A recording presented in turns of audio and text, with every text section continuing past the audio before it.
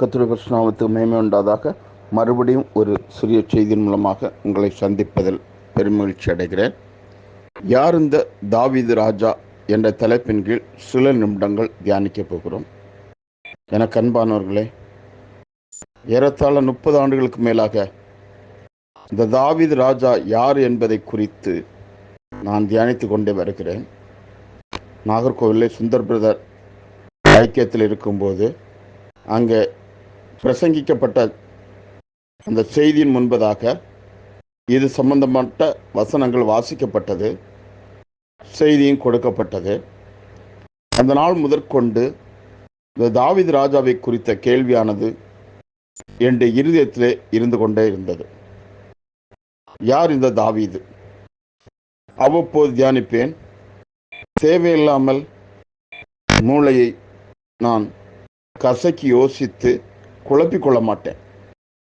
பரிசுத்த ஆவியானவருக்கு இடத்தை கொடுத்து அவ்விதமாக நான் அதை தியானத்திலே அவர் கொடுக்கும்போது பெற்று விடுவோம் என்ற நம்பிக்கையோடு நான் அதை விட்டு விடுவேன். இதன் பிற்பாடு நான் சமீபத்தில் ஏறத்தாழ ஒரு 4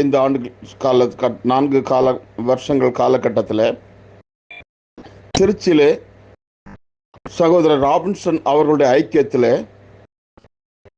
நள்ளிரவில் செய்தி 1:30 மணி அளவில் முடித்துவிட்டு நாங்கள் கேள்வி பதில் சம்பாஷணையில் அமர்ந்திருந்தோம். ஏறத்தாழ 1 மணிக்கு முன்பதாக செய்தி முடிந்து விட்டது. வழக்கமாக 1:30 மணிக்கு பார். அந்த பதிவிலே அங்கே கேள்வி வைக்கும் போது நான் பெங்களூரில் இருந்த ஸ்டாலின் பிரதர், தூத்துக்குடியில் வந்திருந்த கிரே பிரதர், இவர் உட்கார்ந்திருக்கும் போது இந்த தாவீது ராஜாவை குறித்த கேள்வியை அங்கே நான் முன்வைத்தேன். அதற்கு ஒரு வார்த்தை கூட பதிலாக எனக்கு கிடைக்கவில்லை. ஆனாலும் என்னுடைய எண்ணங்கள், தியானங்கள் இருந்தது. நான் அடிக்கடி போனில் பேசுகிற அந்த சகோதரரோட கூட இந்த வார்த்தையை பேசியிருக்கிறேன். அறந்தாங்கிலிருந்து ஜான் பிரிட்டோ பிரதர் வந்து பேசும்போதும் நான் அவரிடத்திலும் இது சம்பந்தமான வசனங்களை கூறி நான் அதை பகிர்ந்திருக்கிறேன். ஆனால் தியானத்தில் இந்த கேள்வியானது இருந்து கொண்டே இருந்தது. ஆனால் விடை என்றாவது ஒரு நாள் கிடைக்கும் என்ற நம்பிக்கை எனக்கு உண்டு. எல்லோரும் தேவனாலே போதிக்கப்பட்டிருப்பார்கள். அதுக்கு மறைக்கப்பட வேண்டிய விஷயமே இல்லை. முத்திரைகளை தேவன் முத்திரித்து வைத்திருந்தார். அதை பத்மத்தீவிலே உடைத்தார். மறுபடியும் அவனை எழுத வேண்டாம் சொல்லி முத்திரை போட வைத்தார். 7ஆம் முத்திரையிலேயோ அமைதலை கொடுத்து விட்டார். மற்ற முத்திரைகளை அநேகம் பேர் அறிந்து கொள்ள வாய்ப்புண்டு. 7ஆம் முத்திரையிலே எந்த ஒரு வார்த்தையும் அங்கே கூறப்படவில்லை. அரை மணி நேரம் அமைதி, எல்லாவற்றையும் காலம் கிரமமாக வைத்திருக்கிறார். இங்கே இப்பொழுது நான் பேச வருவது, யார் இந்த தாவீது ராஜா? நான் முகவரியாக கூறினேன். பல காலங்களில் பலரோடு சம்பாஷித்த அந்த கேள்வியை நாங்கள் முன்வைத்த அதே கேள்விக்கு இன்று நள்ளிரவு தாண்டி ஏறத்தாழ 1:30 மணிக்கு மேலாக தேவன் என்னை தியானிக்க வைத்து, நித்திரையை கலை செய்து தியானிக்க வைத்து, கர்த்தருடைய ஆவியானவர் அதற்குரிய சரியான ஒரு விளக்கத்தை எனக்கு கொடுத்தார்.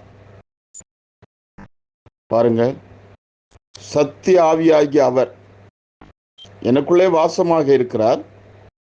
ஏற்ற நேரம் வரும்போது எனக்கு அதை விளக்கி கொடுக்கிறார். ஏனென்றால் ஏற்ற காலத்தில் ஆவிக்குரிய ஆகாரம் அவனுக்கு. காலையில் நம்ம டிஃபன் சாப்பிட்றோம், மதியானம் உணவு இன்னொரு உணவு சாப்பிட்றோம், இரவு இன்னொரு உணவு சாப்பிட்றோம். அப்போ அந்த நேரங்கள் அந்த உணவு அந்த நேரம் தேவன் நமக்கு கொடுக்க வல்லவராக இருக்கிறார். இப்போ தாவீது ராஜா, இயேசு கிறிஸ்துவும் பரிசேயர்கள் சதுசேயர் அவரை சூழ்ந்திருக்கையிலே கிறிஸ்து யார் என்று அங்கே கேள்வி வைக்கிறார். கிறிஸ்துவை குறித்ததான கேள்வியை அவர்கள் முன்பே வைக்கிறார். வழக்கமாக நான் வசன ஆதாரம் கூற மாட்டேன். இந்த வேளையிலே கர்த்தருடைய ஆவியானவர் ஏவுதனால் அதை உங்கள் முன்பாக அந்த வசனத்தை குறிப்பிடுகிறேன். மத்தேயு 22 அதிகாரம் 42 வசனம் முதல் வாசிங்கள். தேவைப்பட்டால் அதற்கு முன்பான வசனங்களை வாசிங்கள். மத்தேயு 22 அதிகாரம் 42 வசனம் முதல். கிறிஸ்துவை குறித்து கேள்வியை பரிசேயர் சதுசேயர் முன்பதாக இயேசு கிறிஸ்து வைக்கும் போது அவர்கள் சொல்லுகிறார்கள், தாவீதின் குமாரன் என்று சொல்லுகிறார்கள். நன்றாக தெரிந்து கொள்ளுங்கள், கிறிஸ்து யார்? தாவீதின் குமாரன். ஒரு வார்த்தையை சொல்றேன், தவறாக எடுத்துக்கொள்ளாதீர்கள். நம்ம வாயால வட சுடுறதுல கெட்டிக்காரங்க. ஏன்னா வசனத்தை மனப்பாடமா அறிஞ்சு வச்சிருக்கோம். கிறிஸ்து யாரு? தாவீதின் குமாரன், அவ்வளவுதான். எங்க எப்படி தெரியும்? பைபிள் இருக்கு, அவ்வளவுதான். ஆனால் கிறிஸ்து எப்படி தாவீதின் குமாரனாக இருக்கிறார்? நீங்கள் பெற்றிருக்கிற அந்த அபிஷேகத்துக்கு இடம் கொடுங்கள். தேவ ஆவியானவர் உங்கள் இருதயங்களிலே அசைவாடி இந்த விளக்கத்தை கொடுக்க வேண்டும். சொன்னதை சொல்லும் கிளிப்பிள்ளையாக நாம் இருந்து விட கூடாது ஒருபோதும். வேதாகமத்திலே கொடுக்கப்பட்டுள்ளது கிறிஸ்து தாவீதின் குமாரன். பாருங்க, வேதத்தை நன்று கற்று அறிந்து தேறினவர்கள் பரிசேயர்கள் சதுசேயர்கள். ஆகவே தான் கிறிஸ்துவை குறித்து அவர்கள் பேசும்போது தாவீதின் குமாரன் என்ற வார்த்தையை அவர்கள் அந்த இடத்துல முன் வைக்கிறார்கள். அப்பொழுது இயேசு கிறிஸ்து ஒரு கேள்வி சொல்கிறார், தாவீது பரிசுத்தாவினாலே அவரை ஆண்டவர் என்று கூறி அவர் அவருக்கு குமாரனாயிருப்பது எப்படி? அங்கே கேள்வியை முன்வைக்கிறார். அப்போ இந்த தாவீதை குறித்ததான கேள்வியானது இயேசு கிறிஸ்துவுடைய ஊழிய காலங்கள் முதற்கொண்டு இருக்கிறது. ஆதி காலங்கள் முறைவாக முதல்ல. அதனாலதான் பவுலப்போஸ்தலன் பாருங்க, தேவன் அவரை வெளிப்படுத்தி சித்தம் இருந்தபோது மாம்சத்தோடு இரத்தத்தோடு யோசனை பண்ணாமலும் அரபு தேசத்துக்கு போறாரு எல்லாத்தையும் எடுத்துட்டு. நானும் என்ன செய்கிறேன், சுந்தர் பிரதர் ஐக்கியத்தில், ராபின்சை ஐக்கியத்தில், இல்லை நான் ஜான் பிரிட்டோ பிரதரோட மற்றவங்களோட பேசியிருப்பேன் ஃபோனில் பேசும்போது. ஆனாலும் எனக்கு அந்த சரியான ஒரு விடையை நான் அதில் பெற்றுக்கொள்ள முடியவில்லை அல்லவா? இப்பொழுது நீங்கள் பெற்றிருக்கிற அபிஷேகத்துக்கு நீங்கள் இடம் கொடுங்கள். நான் உங்கள் மத்தியிலே மரியாதை வைத்திருக்கிறேன், மதிப்பு மரியாதையை வைத்திருக்கிறேன். இதை கேட்கிறேன் கண்பானவர்களே. நீங்கள் பெற்றிருக்கிற அபிஷேகம், இந்த தாவீதின் குமாரன் எப்படி, யார் இந்த தாவீது ராஜா என்பதை எப்படி நீங்கள் விளக்கி இது வைத்திருக்கிறீர்கள். ஞானிகளுக்கு கல்விமான்களுக்கு மறைத்து பாலகருக்கு வெளிப்படுத்தி இருக்கிறார். இயேசுக்கு முன்பாக அந்த கேள்வி வைத்தவர்கள் ஞானிகள். பரிசேயர்கள் யாரு? சதுசேயர்கள் யாரு? வேதத்தை கற்று அறிந்து அதில் தேர்ந்த ஞானிகள். அவர்களுக்கு மறைத்து தேவன் பாலகருக்கு வெளிப்படுத்துகிறார். அவர்கள் மனப்பாடமாக வேதவசனம் தெரிந்திருக்கிறார். இப்பொழுது நீங்கள் பெற்றிருக்கிற அபிஷேகத்துக்கு இடம் கொள்ளுங்கள். யார் இந்த தாவீது ராஜா? தேவ ஆவியானவர் உங்கள் இருதயங்களிலே அசைவாட வேண்டும். தேவன் உங்கள் இருதயங்களிலே அசைவாட வேண்டும். ஒன்றை மாத்திரம் உங்கள் மத்தியில் நான் கூறுகிறேன். இயேசு கிறிஸ்துடைய 3 வருஷ ஊழியம் நீங்கள் தவறாக புரிந்து கொள்ளக்கூடாது. இது நான் பல மணி நேரங்கள் பேசினாலும் இதுக்கு விடை இந்த தெளிவு பிறகு இன்னும் செய்தி இருக்குது. பல நாட்கள் தொடர்ந்து பேச வேண்டிய வார்த்தைகள் சுருக்கமாக சொல்லுகிறேன். நீங்கள் பெற்றிருக்கிற அபிஷேகம் இதை தொடர்ந்து தியானிக்கணும். இயேசு கிறிஸ்துடைய ஊழியம் என்ன? அந்த 3 வருஷத்துக்குள்ளால அவர் 120 தேடி அவர்களை மேல்வீட்டரை கொண்டு வேண்டியதுதான் அவருடைய ஊழியம். 120 பேரை தேடி மேல்வீட்டரை கொண்டு வேண்டியதான் அவருடைய ஊழியம். யோவானுடைய ஊழியம் என்ன? அங்க ஒரு 5-6 பேரை அவர்கிட்ட ஐக்கியத்தில் சேர்த்துட்டு தான் அவருடைய ஊழியம். அங்க ஒரு 5-6 பேரை இயேசு கிறிஸ்துடைய ஐக்கியத்தில் சேர்த்துட்டு தான் அவருடைய ஊழியம். ஆனா அவரை சுற்றி திரளான கூட்டங்கள், யோவான்ஸ்நானை சுற்றி திரளான கூட்டங்கள், இயேசு கிறிஸ்துவின் சுற்றி திரளான கூட்டங்கள். அங்க மேற்கூரை பிரிச்சு இருக்கிற அளவுல இறக்குற அளவுல இருக்கிறாங்க. மலையில போய் உட்கார்ந்து பண்ற, ஏன்னா இங்க ஊருக்குள்ள உட்கார்ந்தா இடம் இல்லை. மலையில போய் உட்கார்ந்து அங்க பிரசங்கம் பண்றாரு இயேசு கிறிஸ்து. இங்க இவரு யோவான்ஸ்நான் பார்த்தாரு, ஊருக்குள்ள அங்க இன்னும் பண்ண முடியாது. வனாந்திரத்துல, அங்க வனாந்திரமான இடங்கள்ல அங்க நிறைய இடம் இருக்கு, அதுல போய் அங்க கூட்டத்தாருக்கு வசதி இருக்கிறதுனால அங்க போய் அங்க செய்தி கொடுக்கிறாரு. அது எதுக்கு? அதுல ஒரு 5-6 பேர் இருக்கு, 5-6 மீன் அங்க கிடைக்கும், அவ்வளவுதான். நம்ம பெரிய கடல்ல போய், பெரிய படகுல போய், பெரிய போட்ல போய் வலையை போடுறோம், அதுல கொஞ்சம் மீன் எடுத்துட்டு வரோம். அதான் அதே போல அங்க யூதேயாவுடைய வலாந்திரத்துல யோவான்ஸ்நான் வலையை வீசி ஒரு 5-6 மீன் அங்க எடுக்கிறாரு. இயேசு கிறிஸ்து 3 வருஷமா வலையை வீசி 120 மீனை மீன் லிட்டரை கொண்டு வந்துட்டார். அதனால அந்த செய்தி கேட்கிற எல்லாருக்கும் அல்ல, முன்குறிக்கப்பட்ட, தேவனால் முன்குறிக்கப்பட்ட அந்த ஒரு நபருக்கு மாத்திரமே என்பதை நீங்கள் திட்டமாக அறிந்து கொள்ள வேண்டும். கதரேனுடைய பட்டணத்திலே, கல்லறை தோட்டத்திலே வாசம் செய்த, சங்கிலிகள் கட்டப்பட்டிருந்த அந்த ஒரு மனிதன் மாத்திரம் தேவனால் முன்குறிக்கப்பட்ட அந்த ஆத்மாவாக இருந்தான். இயேசு கிறிஸ்துடைய ஊழியம், அந்த சுவிசேஷம் அங்க போய் அந்த ஆடை பிடிச்சிட்டு வர்றாரு. அந்த ஆடை பிடிக்கிறதோட அவருடைய ஊழியம் அங்க முடியுது. எங்களை எல்லைகளை விட்டு சென்று விடுங்கள் என்று அங்கே துரத்தப்படுகிறார். என்ன ஒரு கோணத்தில் ஆராய்ஞ்சு பார்க்கிறேன். ஏன்னா அவங்க பார்வையில இயேசு கிறிஸ்துனால அவங்களுக்கு பெரிய இழப்பு. எவ்வளவு பண்ணி கடலுக்குள்ள போய் மாண்டது, எவ்வளவு பண்ணி கடலுக்குள்ள போய் மாண்டது, அதை வச்சு நடத்தினவன் அவ்வளவுதான், தலையில துண்டை போட்டு உட்காந்துட்டான். இன்னும் எவ்வளவு பண்ணி வச்சு நீங்க இன்னைக்குள்ள மதிப்பை வச்சு கணக்கு போடுங்க, நாங்க அதுக்குள்ள போக விரும்பல, நம்ம தெரியும். அப்போ தேவன் அவர் இந்த செய்தி, இந்த பிரசங்கிக்கப்படுகிற செய்தி எல்லோருக்கும் அல்ல, யாருக்கு சென்றடைய வேண்டுமோ அவர்களுக்கு மாத்திரமே இவர் இந்த செய்தி போய் சரியாக சென்றடைய வேண்டும். ஒருவேளை இதை நீ கூர்ந்து கவனித்துக் கொண்டிருக்கிற நீயாக இருக்கலாம், அந்த ஒரு ஆத்துமா, அந்த ஒரு ஆடு நீயாக இருக்கலாம். அது தேவன் அறிவார். இப்பொழுது கவனிங்கள், இவர் சொல்லுகிறார், கிறிஸ்து தாவீதின் குமாரன் என்று பரிசேர் வைக்கும் போது, தாவீது பரிசுத்தாவினாலே அவரை ஆண்டவர் என்று சொல்லி இருக்க, அந்த வசனம் தொடர்ந்து பாருங்க என்ன பசிக்கிறார் பாருங்க, அவர் இவருக்கு குமாரனா எப்படி இருப்பார் அப்படின்னு. அதோட அந்த சாப்டர் அதுல ஸ்லோவாயிருது. இப்ப தாவீதன் குமாரன், நானும் சொல்லிட்டு வாயில விட சுட்டேன், தாவீதன் குமாரன். எப்படி தாவீதன் குமாரன்? எப்படி தாவீதன் குமாரன்? மத்தேயு 1ஆம் அதிகாரம் 1ஆம் வசனத்தை நினைவு கூறுங்கள். ஆபிரகாமின் குமாரனாகிய தாவீதன் குமாரன் இயேசு கிறிஸ்துவின் வம்ச வரலாறு தமிழ் வேதாகமத்திலே இப்படி கூறப்பட்டுள்ளது.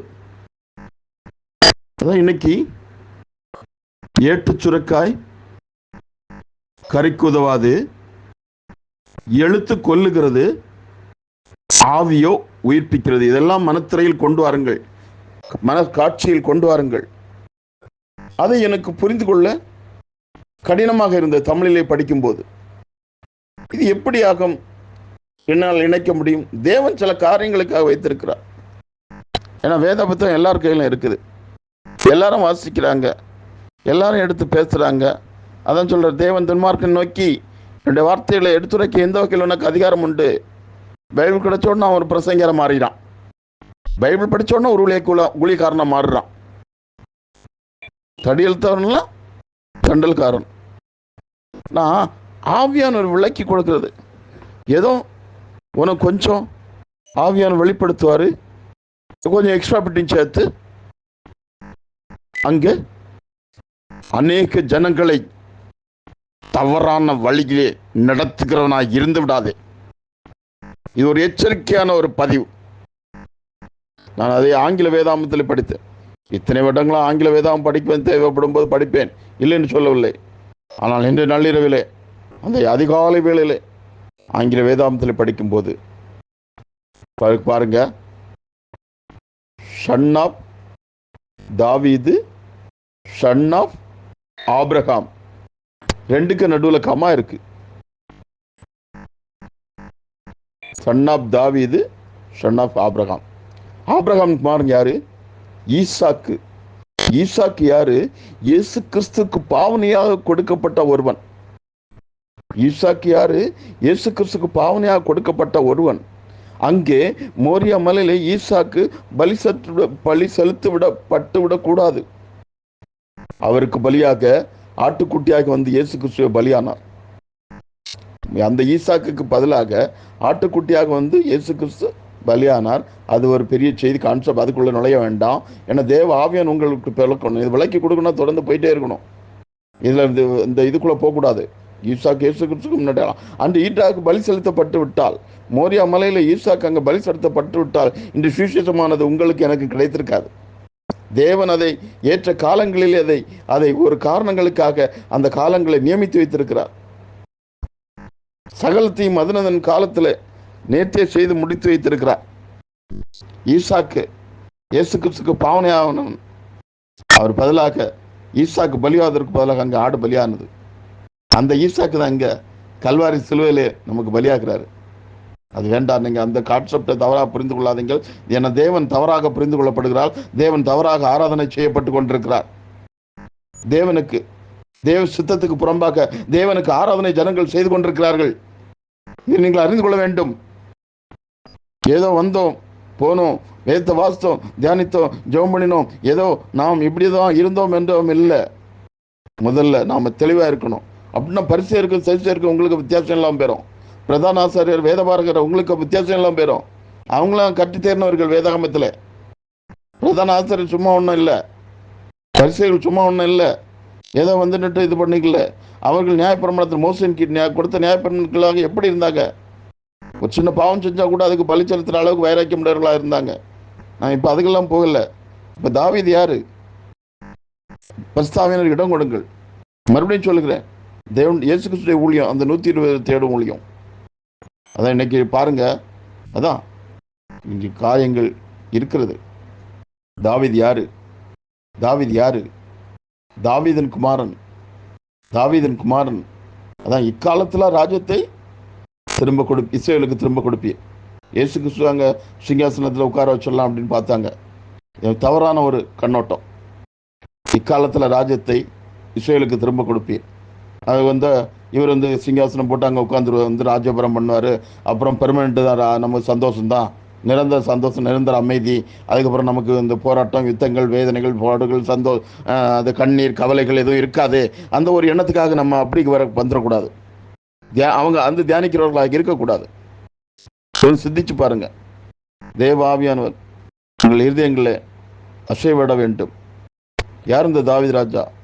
அநேக இடங்களில் எசேக்கியேல் மாத்திரமல்ல, எரேமியால் மாத்திரமல்ல, ஆங்காங்கே தேவன் இந்த தாவீதை குறித்து அங்கே கூறியிருக்கிறார். மாத்திரமல்ல, சங்கீத புத்தகங்களிலும் கூறியிருக்கிறார், ஆங்காங்கே கூறியிருக்கிறார். நம்ம இதை மனப்பாடமாக அறிந்து வைத்திருக்கிறோம். இந்த தாவீது யாரு? தாவீது யாரு? நீங்கள் பெற்றிருக்கிற அபிஷேகத்துக்கு இடம் கொடுங்கள். தேவன் உங்களுக்கு நிச்சயமாக நீங்கள் முன்குறிக்கப்பட்ட ஆத்மா இருக்கும் பட்சத்தில் இதை ஒருவேளை அடியனுக்கு ஏறத்தாழ 30 ஆண்டுகளுக்கு தாண்டி அதை புரிய வைத்திருக்கிறார். ஒருவேளை சற்று காலம் தாமதமாக உங்களுக்கு புரிய வாய்ப்புண்டு. உன் ஆகாரத்தை தண்ணீர்கள் மேல் போடு. உன் ஆகாரத்தை தண்ணீர்கள் மேல் போடு. உன் ஆகாரத்தை தண்ணீர்கள் மேல் போடு. எதுக்கு தண்ணீர் மேல போட சொன்னாரு? வேதாமத்தை எடுத்து நீங்க படிங்க. நான் மீதி 2ஆம் பகுதியை சொல்ல போறதில்லை. ஏன்னா நம்ம எல்லாம் நீண்ட நாளா கிறிஸ்தவர்களா இருக்கிறாங்க. உன் ஆகாரத்தை தண்ணீர் மேல் போடு. மீதி பகுதியை நீ படி. கர்த்தருடைய ஆவியானவர் உன்னோடு வைராக்கியம் உள்ளவராக இருந்து உன்னை வழி நடத்துகிறவராக இருக்கிறார். அவர் சாதாரணவர் இல்லை. உன்னையும் போல என்னையும் போல அவர் சாதாரண மனிதன் அல்ல. அவர் தேவன். எப்போதும் எதை வேண்டுமானாலும் செய்வார். உன் ஆகாரத்தை தண்ணீர் மேல் போடு என்ற அந்த வசனத்தின் அடிப்படையில் ஆகாரத்தை போடுகிறேன். எஞ்சியுள்ள பகுதியை வேதாகமத்திலிருந்து நீங்கள் படித்து தெரிந்து கொள்ளுங்கள். தேவன் வைராக்கியமுள்ள ஒரு நபராக இருக்கிறார். எப்பொழுது எதை வேண்டுமானாலும் செய்கிற நபராக இருக்கிறார். இப்பொழுது யார் இந்த தாவீது ராஜா? யார் இந்த தாவீது ராஜா? சில மேற்கோள்களை காட்டி சொல்லுகிறேன். தவறாக தயவு செஞ்சு புரிந்து கொள். தவறாக பொருத்தி விடக்கூடாது, தவறாக இணைத்து விடக்கூடாது, தவறாக தியானித்து விடக்கூடாது. மாம்ச சிந்தைக்கு இடம் கொடுத்து விடாதீர்கள். மாம்ச சிந்தை மரணம், ஆவியின் சிந்தையோ ஜீவனும் சமாதானம் ஆகும். நான் ஒரு வசனத்தை குறிப்பிடும் போது தவறாக தயவு செய்து எடுத்து விடாதீர்கள். ஒரு வசனத்தை குறிப்பிடும் போது தவறாக தயவு செய்து எடுத்து விடாதீர்கள். சிறிய குழந்தைகள் கையில் பெலூன் விளையாட கொடுக்குறோம். சின்ன இந்த காலத்தில் பெலூன் எப்படி தெரியும்? அந்த காலத்தில் அது ஒரு சில குழந்தைகள் கையில் ரொம்ப நேரம் பெலூன் பத்திரமா இருக்கும். ஒரு சில குழந்தைகள் கையில் வெகு சீக்கிரத்தில் அது அது தன்னுடைய தன்மை இழந்து அது உடைந்து விடும். அதே போல வார்த்தையை நான் இந்த இடத்துல விதைக்கிறேன். அது பத்திரமாக நீங்கள் அதை உங்கள் இதயத்தில் வைத்து தியானிப்பதோ அதை உடனே உடைத்து போடுவதோ அது உங்களுடைய விஷயம். இப்பொழுது யோசேப்பை பார்வோன் ஒரு குறிப்பிட்ட கால சூழ்நிலையிலே அவனை தன்னுடைய தேசத்திலே அதிகாரியை வைத்து தன்னுடைய 2ஆம் ரதத்தில் வைத்து அவனுக்கு தனக்கு அடுத்த சிங்காசனத்தை கொடுத்து உயர்த்துகிறார். உயர்த்தும் போது அவருடைய நாமம் என்ன? அந்த இடத்துல ஷாப்நாத் பன்னேயா. உயர்த்தும் போது அவருடைய நாமம் என்ன? ஷாப்நாத் பன்னேயா. சரி, அந்த காலம் உங்களுக்கு தெரியும். இப்பொழுது கால சூழ்நிலை நிமித்தமாக யோசேப்புடைய சகோதரர்கள் அங்கே கடந்து வருகிறார்கள். அவங்க வரும்போது எப்படி வந்திருப்பாங்க? அங்கே எகிப்தில் பிரைம் மினிஸ்டருக்கு அடுத்தபடியாக, பிரதமருக்கு அடுத்தபடியாக ஒருத்தர் இருக்கிறாரு. அவர் தான் ஷாப்நாத் பன்னேயா. அவர்கிட்ட போய்னா நமக்கு எல்லாம் சரி, நாங்கள் வெளியூர்லேருந்து வந்திருக்கிறோம், வெளி தேசத்துலேருந்து வந்திருக்கோம், எங்களுக்கு தேவையான உணவு பதார்த்தங்களை கொடுங்க, நாங்கள் அதுக்கு தேவையான மதிப்புகளை பணங்களை கொடுக்குறோம் என்று சொல்லிக்கொண்டு அவரை அணுக வேண்டும். அன்னைக்கு அங்கே இது பண்ண வேண்டும். அவங்க என்ன நோக்கம்? ஷாப்நாத் பன்னேயா பார்க்க போகிறேன்னு தான் வந்திருப்பாங்க. ஆனால் யார் இவங்களுக்கு? அவர் யோசேப்பு. அவங்களுக்கு அப்போ தெரியாது, அது பிற்பாடு தெரியும். இங்கே பார்வோன் அங்கே தேசத்தில் அங்கே உயர்த்தி வச்சதுனால அவருடைய பேர் என்ன? ஷாப்நாத் பன்னேயா. இப்போ தானியேல் பார்த்துக்கோங்க. தானியேல், அனனியா, மீஷாவேல், அசரியா, இவங்க அந்த தேசத்தில் சிறைப்பட்டு போகும்போது அங்கே அந்த ராஜாவினால், அந்த மன்னனினால், அவனுடைய அந்த அதிபதியினால் அவர்களுடைய பேர் மாற்றப்படுகிறது. அது உங்களுக்கு தெரியும். தானியேலுக்கு அங்கே ஒரு பெயர் கொடுக்கப்படுறது, அனனியால், மீஷாவேல், அசரியாவுக்கு ஒரு பெயர் கொடுக்கப்படுறது அந்த ராஜ்யத்தில். அதுதான். இப்போ நம்ம வீடுகளில் எடுத்துக்கொள்வோம். சில வீட்டில் பாருங்கள், சிலருக்கு அம்மா அப்பா வீட்டுக்குள்ளே கொடுக்குற பேர் ஒன்று, நமக்கு சர்டிஃபிகேட்டில் இருக்கிற பேர் ஒன்று, வெளியில் நாம் அறியப்படுகிற பேர் ஒன்று. வீட்டுக்குள்ளே செல்லமாக ஒரு பேர் கொடுத்துருப்பாங்க, ஆனால் ரெண்டும் ஒரே ஆளுக்குள்ள பேர், ஆனால் வேற வேற வார்த்தைகள், ஒரே ஆளுக்கு கொடுக்கப்பட்ட பேர், ஆனால் 2 பேர். இதை நான் அங்கே அறிவித்தேன். இப்போ இதில் நாம் தியானிக்கிறது, நான் உங்களுக்கு அறிவுறுத்துறது என்னவென்றால், நம்ம லூக்காவுக்கு வருவோம். கர்த்தராகிய தேவன் அவருடைய பிதாவாகிய தாவீதின் சிங்காசனத்தை அவருக்கு கொடுப்பார். லூக்கா என்று நினைக்கிறேன், தவறாக நான் கூறியிருந்தால் மன்னித்துக் கொள்ளவும். கர்த்தராகிய தேவன் அவருடைய பிதாவாகிய தாவீதின் சிங்காசனத்தை அவருக்கு கொடுப்பார். அப்பதான் தாவீதை எங்கேருந்து கொண்டு வரீங்க? இப்ப நீங்க ஈசாயுடைய கடைசி மகன் நினைச்சிடக்கூடாது. ஈசாய்க்கு பிறந்த ஆடு மேய்க்கிற அந்த சிறுவனாயிருந்த அந்த கடைசி குமாரனை நினைத்து விடக்கூடாது. அவனுடைய பேரும் தாவீது தான். இன்றைக்கு உங்களுக்கு தெரியும், அது பிற மதங்களாக இருந்தாலும் சரி, எதுவாக இருந்தாலும் சரி, இன்றைக்கு கடவுளுடைய பெயர்களை தன்னுடைய பிள்ளைகளுக்கு வைக்கிறார்கள். அது நான் இதை குறிப்பிட விரும்பவில்லை. உங்களுக்கு தெரியும், கடவுளுடைய பேரை கூப்பிட்டு டேய் இங்கே வாடா அப்படின்னு சொல்லுவாங்க. தான் பிள்ளைகளுக்கு அப்படி தானே வச்சுருப்பாங்க. சரி, அதை நான் அந்த இது பகுதிக்குள்ளே சொல்லலை. இப்போ நீங்கள் பாருங்கள், அங்கே நம்ம என்ன செய்கிறோம் அதை பார்க்க முடியுது. தியானிங்க. இப்போ இந்த பகுதி அப்படி நீங்க தியானிங்க. அவருக்கு அந்த நம்ம வீட்டில் இருக்கும்போது ஒரு பேரு, அங்கே யோசேப்புக்கு அந்த அங்கே அவனால் அதிபதியினால் கொடுக்கப்பட்டது ஒரு பேரு, நம்ம வீட்டில் செல்ல பிள்ளையா இருக்கும்போது ஒரு பேரு, வெளியில் ஒரு பேரு. இப்போ இது ஒரு ஒரு நம்ம நடைமுறையில் நாம் அன்றாடம் காண்கிற ஒரு பகுதி. அப்போ தாவீது யாரு? தாவீது? ஈசாயின் குமாரன் தாவீதா? இல்லை. அப்போ மத்தேயு 1 அதிகாரத்தில் என்ன சொல்லிருக்குன்னா, ஆபிரகாமின் குமாரன், அது தாவீதின் குமாரனாகிய இயேசு கிறிஸ்து. தாவீதின் குமாரன் ஆகிய இயேசு கிறிஸ்து, ஆபிரகாம் குமாரன் ஆகிய இயேசு. அது இயேசு கிறிஸ்து முன்னாடி அளவு தவறாக பொருத்திவிடக்கூடாது. தாவீதின் குமாரனா இயேசு கிறிஸ்து. இப்போ நம்ம இந்த இடத்துல எசேக்கியேல், எரேமியா இந்த பகுதியில் குறிப்பிட்டப்பட்ட தாவீதுக்கு வருவோம். எசேக்கியா, எரேமியால் இந்த பகுதியில் குறிப்பிடப்பட்டுள்ள தாவீதுக்கு வருவோம். நடுவில் சில ஒரு சிக்கல் மாதிரி தெரியும் வார்த்தைகள். தேவ ஆவியானவர் உங்களுக்கு அதை கற்றுக் கொடுக்கணும். அதுக்கு தான் அந்த வார்த்தைகள் நடுவில் சில வார்த்தைகள் மாறி வரும். தேவ ஆவியானவர் உங்களை பார்த்துக்கிட்டே இருக்காரு, வழி நடத்திட்டு இருக்காரு. உங்களை இவ்வளவு நாளும் வழி நடத்துகிற ஆவியானவர் உங்களுக்கு இதற்கு ஆழங்களை கற்றுத்தரணும். நான் கற்றுக் கொடுக்க கூடாது. நான் உங்களை உயர்வாக மதிக்கிறேன். நான் எந்த ஒன்றையும் கற்றுக் கொடுக்க கூடாது. நான் கடந்த பதிவிலே கூறினேன், ஒருவன் என்னிடத்திலிருந்து கற்றுக்கொள்ளுதான் மனவாட்டி ஸ்தானத்திற்கு இருக்க முடியாது. மனவாட்டி தான் கற்றுக் கொடுக்கணும். சரி, அந்த பகுதிக்கு சொல்லலை. இப்போ நான் நேரடியாக அந்த செய்திகளுக்கு வருகிறேன். வாசிக்கிறோம். நமக்கு தெரியும், வானம் எனக்கு சிங்காசனம், பூமி எனக்கு பாதப்படி. நீங்கள் எனக்கு எவ்விதமான ஆலயத்தை கட்டுவீர்கள். அப்போ இயேசு கிறிஸ்து பாருங்க, மனுஷகுமாரன், தேவகுமாரன், தாவீதின் குமாரன். இப்போ அவர் மனுஷகுமார் அங்கே பூமியில் நடமாடும் போது மனுஷகுமாரனா இருந்தார். பரிசுத்தாவியான ரூபத்தில் வரும்போது தேவகுமாரனா இருந்தார். 1000 வருஷாட்சியில் தாவீதின் குமாரனா வருகிறார். அதனால பரிசுத்தர் சொன்னாங்க, கிறிஸ்து யாரு? தாவீதின் குமாரன். ரைட்டு. அது எப்போ? அன்னைக்கு அவர் அந்த 3 வருஷம் ஊழியம் செய்யும் போது தாவீதின் குமாரனா இருக்காரு? இல்லை, அது தாவீதின் குமாரன் எப்போ? அதனால எல்லாம் அவங்களை எல்லாம் கரைச்சி குடிச்சு வச்சா அந்த கேள்விகள் மேலே கேள்வி கேட்குறாங்க. பைபிளை கரைச்சி குடிச்சிட்டு நிறைய பேர் கேள்வி கேட்குறவங்க இருக்கிறாங்க, இல்லைன்னு சொல்லலை. நான் அவங்களை தவறாக நான் சொல்லலை. ஆண்டவர் இக்காலத்தில் ராஜ்யத்தை திரும்ப கொடுப்பீர், அவன் வெளிப்பாடு இல்லாமல் இந்த கேள்வி கேட்குறான்.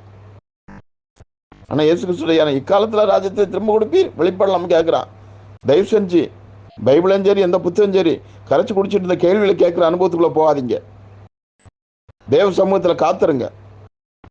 தேவ ஆவியான உங்களுக்கு இருதயங்களை அசைவாடி அதன் விளக்கத்தை உங்களுக்கு கொடுக்கணும்.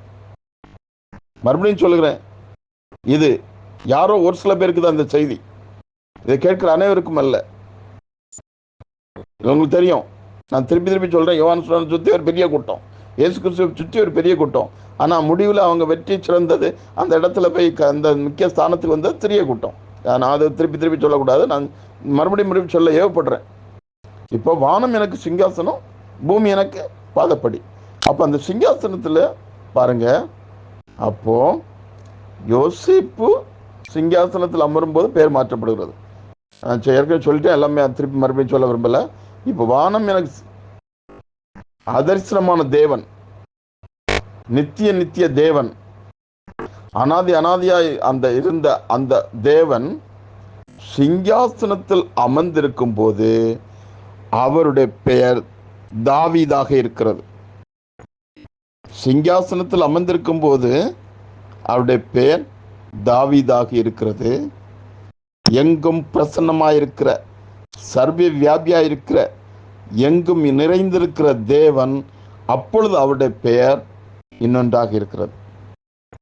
சிங்காசனத்தில் அமர்ந்திருக்கும் போது தாவீது. அதனால கர்த்தராகிய தேவன் அவருடைய பிதாவாகிய தாவீதின் சிங்காசனத்தை அவருக்கு கொடுப்பார். இதான் இங்கே இருக்குது. கர்த்தராகிய தேவன் அவருடைய பிதாவாகிய தேவன் தாவீதின் சிங்கத்தை அவருக்கு கொடுப்பார். சிங்காசனத்தில் இருக்கும்போது அவர் தாவீது, அவருடைய பெயர் தாவீதாக இருக்கிறது. சர்வ வியாபியாக எங்கும் நிறைந்தவராக மற்றபடி ஸ்தானத்திலே அவர் இருக்கும்போது அவருடைய பெயர் நாம் தமிழ் மொழியிலே இயேசு என்று அறியப்பட்டிருக்கிறோம். ஆங்கிலத்திலே ஜீசஸ் என்று, தமிழ் மொழியிலே இயேசு கிறிஸ்து, இங்கிலீஷ்லேயே ஜீசஸ் ரைட், இன்னும் யெஷுவா மேசியா, ஒவ்வொரு மொழிகளிலும் ஒவ்வொரு இதாக அறியப்பட்டிருந்தாலும் அவருக்கு அந்த பெயர் உண்டு. ஏனென்றால் இதை நான் அதுக்குள்ளே நான் மொழிபெயர்ப்பு சம்பந்தமான விஷயத்துக்குள்ளே சொல்ல விரும்பவில்லை. ஆனால் செய்தி ஒன்று குறுஞ்செய்தியாக இருக்கிறது. அதெல்லாம் ஆகவே தவறாக புரிந்து கொண்டு விடாதீர்கள். அவர் அப்போ அந்த நேரம் அவருடைய பெயர் நான் இப்போ புரிந்து கொள்ளும் வகையில் இயேசு என்ற வார்த்தையை தான் நம்ம தமிழ் மொழியில் இயேசு என்று கூறப்பட்டுள்ளதால் அந்த இயேசு என்ற வார்த்தையை உபயோகிக்கிறேன். சிங்காசனத்தில் இருக்கும்போது அவர் பெயர் தாவீது. அது மற்றபடி அவர் எங்கும் நிறைந்த சர்வ வியாபியாக எங்கும் அவர் அசைவாடி எல்லாவற்றையும் செய்து கொண்டிருக்கும்போது அவருடைய பெயர் இயேசு. அவருடைய பெயர் இயேசு. நான் என் பிதாவின் நாமத்திலே வந்திருந்து ஒருவனும் என்னை ஏற்றுக்கொள்ளவில்லை. அப்படின்னா நான் என்னுடைய பேர் இயேசு கிறிஸ்து. அவன் பூமியில் நடமாடும் போது சொல்கிறார், நான் பிதாவின் நாமத்தில் வந்திருக்கேன். அன்னைக்கு அவர் பேர் இயேசு கிறிஸ்து. அவர் சிங்காசனத்திற்கு வந்திருக்கும் போது தாவீதின் குமாரனாக இருக்கிறார். அப்ப தாவீது அவருடைய பேர் அன்னைக்கு அங்க நிற்கும் போது அவர் பேர் தாவீது தான். அது அதுக்குள்ளே நீங்க தவறாக புரிந்து விடக்கூடாது. அப்போ இந்த இடத்துல அவர் நான் என் பிதாவின் நாமத்தினாலே வந்திருக்கேன்னு சொன்னா அவர் இன்னைக்கு இயேசு கிறிஸ்து நடமாடும் போது அவருடைய பேர் தாவீது இல்லை, இயேசு கிறிஸ்து. இயேசு கிறிஸ்து பூமியில ஊழியம் அவருடைய பேரு தாவீது இல்லை, அவருடைய பேர் இயேசு கிறிஸ்து. அதனால இங்க நீங்க தவறாக புரிந்து விடுவது. அப்போ சிங்காசனத்தில் அமர்ந்திருக்கும் பேர் தான் அவருடைய பெயர் தாவீது. மற்றபடி அவருடைய பெயர் நீங்கள் புரிந்து கொள்ளும் வகையில் இயேசு கிறிஸ்து என்று நான் கூறுகிறேன். இதுதான் எப்பவுமே இது ஒரு நிமிடத்துக்கு குறைவான நேரம் அளவில் புரிந்து கொள்ளக்கூடிய செய்தி. தேவ ஆவியானவர் நமக்கு அந்த ஒரு நிமிஷத்துல சில காரியங்களை புரிய வைப்பார். நான் இதை ஒரு நிமிஷம் சொல்லிட்டு போற ரொம்ப விஷயம் கிடையாது. ஆனால் சிலர் சொல்லுவாங்க, ஒரு வார்த்தையை சொன்ன கொஞ்சம் விளக்கி புரிய, ஆமா இவருக்கு புளிய வச்சு விளக்கணும்னு சொல்லுவாங்க. சரி, நான் காதால கேட்டிருக்கேன், கொஞ்சம் விளக்கி சொல்லுங்க. ஆமா இவருக்கு சொன்னா சொன்னா புரியாது, புளிய வச்சு விளக்கணும். நான் அதை தப்பா சொல்லலை.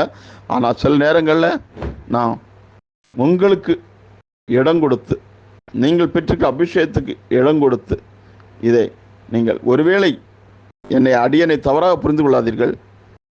தாங்கள் ஏற்கனவே இதனுடைய பதிலை அறிந்து வைத்திருக்கலாம்.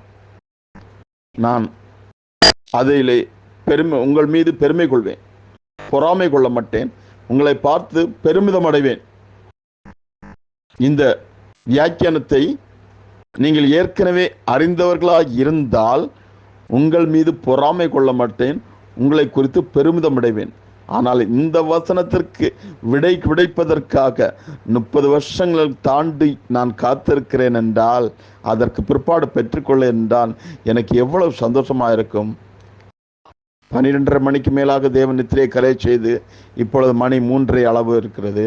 நடுவில் தியானித்து இந்த காரியங்களை, அநேக காரியங்களை தியானித்து பலவிதமான சூழ்நிலைகளை தேவன் என்னை அந்த காரியங்களை புரிய வைத்து சில காரியங்களை வேறு செய்திக்குள்ளாக கொண்டு சென்று தேவன் என்னை வழி நடத்தி என்னை விதமாக வைத்து இதை விளக்கி நான் இந்த செய்தியை நேற்று தானே ஒரு செய்தி நான் யூடியூப்பில் போட்டேன், இன்றும் உடனே போட வேண்டுமா என்ற சிந்தனைக்குள்ளாக நான் சிந்தித்தேன். ஆனாலும் மாம்ச சிந்தை மரணம், ஆவின் சிந்தை ஜீவன் சமாதானமா என்ற ஒரு இதர்களை வருகிறேன். அந்த இடத்துல வருகிறேன். நான் மாம்ச சிந்தை மரணம் என்றுடன் என்று ஒரு சமீபத்தில் ஒரு இணையதளத்திலே ஒரு சம்பவத்தை நான் காண நேர்ந்தது. சமீபத்தில் இணையதளத்திலே ஒரு சம்பவத்தை நேர்ந்தது. அங்கே ஒரு சம்பவம் குறிப்பிட்டிருந்தது. அவர் உலக பிரகாரமான ஒரு பாவத்தில் சிக்கியிருந்த நேரத்தில், அங்கே உலக பிரகாரமான பாவத்தில் சிக்கியிருந்த நேரத்தில் அங்கே அது மற்றவர்களால் அறியப்படுகிறது. அந்த இடத்துல ஒரு மரணம் நிகழ்கிறது. அப்போ மாம்ச சிந்தை மரணம், அதாவது பாவத்தின் சம்பளம் மரணம்.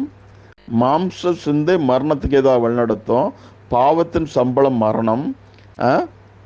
அப்போ ஆவின் சிந்தையும் ஜீவனும் சமாதானமா. நான் அந்த இடத்துல எனக்கு ஆண்டவர் இந்த வசனத்தை நினைப்பூட்டினார். அந்த இணையதளத்தில் அந்த செய்தியை கேட்ட உடம்ப அப்போ பாவத்தின் சம்பளம் மரணம் அங்கே நிறைவேறுகிறது, மாம்ச சிந்தை மரணத்துக்கு ஏதாவது வழிநடத்துறது அங்கே நிறைவேறுகிறது. அப்போ ஆவின் சிந்தை தான் ஜீவன் சமாதானமா. இது உலக பிராரம்ப நிகழ்ச்சி. நான் இந்த இடத்துல பேசியதுக்காக பொறுத்து கொள்ளுங்கள். நான் அதை குறிப்பிட்டு இன்ன விதமான சம்பவம் என்று குறிப்பிட்டு சொல்லவில்லை. தேவன் என விளங்கி கொள்வதற்காக அந்த இணையதளத்தில் அந்த சம்பவத்தை காண செய்து ஆவியான எனக்கு விளக்கி கொடுக்கிறார். பாவத்தின் சம்பளம் மரணம் அங்கே நிறைவேற்றப்படுகிறது, மரணம் நிறைவேற்றப்படுகிறது. மாம்ச சிந்தை மரணத்துக்காக வழிநடத்தி அது அங்கே நிறைவேற்றப்படுகிறது.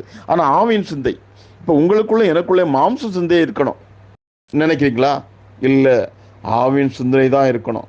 மாம்சத்தை இருக்குமானால் நம்ம ஆவிக்குரிய மரணத்துக்கு ஏதாவது நம்ம வழி நடத்திடக்கூடாது. ஆவியின் சிந்தை இருந்தால்தான் ஆவிக்குரிய அந்த இடத்துல நித்திய ஜீவனுக்கு ஏதாவது வழி நடத்தும். மாம்ச சிந்தை நமக்குள்ள இருந்தா நம்ம அந்த மரணத்துக்கு ஏதுவாக நம்ம அந்த ஆவிக்குரிய மரணத்துக்கு ஏதுவாக நம்ம வழி நடத்திடும். நம்ம பாவத்துக்குள்ளே இருந்தால் மரணத்துக்கு ஏதோ வழி நடத்திடும். சிந்தை இருந்தால் மரணத்துக்கு ஏதோ வழி நடத்திடும். நம்ம ஆவியின் சிந்தைக்குள்ளே இருக்கணும். அப்போ நீங்கள் பெற்றிருக்க அபிஷேகம், பேசுகிறது நீங்கள் அல்ல, நீங்கள் பெற்றிருக்கிற அபிஷேகம் தான் உங்களுக்கு போதிக்கும். அதனால் நீங்கள் இந்த செய்தி நீங்கள் தியானிங்க, திருப்பி போட்டு கேளுங்க, திருப்பி போட்டு கேளுங்க. எந்த இடத்துல தவறனோ நீங்கள் இதுக்கு மேலால் என்னிடம் கேள்வி கேட்க முடியாது. இந்த பால்ஷேஷ் பிரதர் செய்தியை சொதப்பி விட்டார், தவறாக கூறிவிட்டார் என்று நீங்கள் தைரியமாக ஆணித்தரமாக நீங்கள் யாரிடம் சொல்லலாம். என்னிடம் சொல்ல வேண்டிய அவசியம் இல்லை, யாரிடம் வேண்டுமா நான் சொல்லலாம். ஆனால் இதற்கு என்ன கேள்வி, அதற்கு என்ன பதில், இதற்கு என்ன பதில், இந்த கேள்விகளை முன்வைக்காதீர்கள். தவறு என்று நீங்கள் இதை பரப்புரை செய்யலாம். இந்த செய்தியை யாரும் கேட்டு விடாதீர்கள். தவறாக கொடுக்கப்பட்டுள்ளது என்று ஒரு பரப்புரையை நீங்கள் நிகழ்த்தலாம். அதுதான் ஞானிகளுக்கும் கல்விமான்களுக்கும் மறைத்து பாலகருக்கு வெளிப்படுத்துகிற தேவன். இதோடு இந்த செய்தியை முடிவு கொண்டுறேன். இது போன்ற செய்தியை கேட்க விரும்பினால் கமெண்ட் போல் இங்கே கொடுக்கப்பட்டிருக்கோம். அதை நீங்கள் மொபைல் நம்பர் சேவ் பண்ணிட்டு அதை டச் பண்ணால் உங்களுக்கு அனைத்து செய்திகளும் டிஸ்பிளே ஆகும். பணம் சம்பாதிக்க நோக்கில் இந்த சேனல் ஆரம்பிக்கப்படவில்லை. நீங்கள் சப்ஸ்கிரைப் பண்ண வேண்டாம், பெல் சிம்லையும் கிளிக் பண்ண வேண்டாம். நீங்கள் மற்றும் ஒரு பதிவு சந்திப்போம். Amen. God bless you, God bless you, God bless you, God bless you.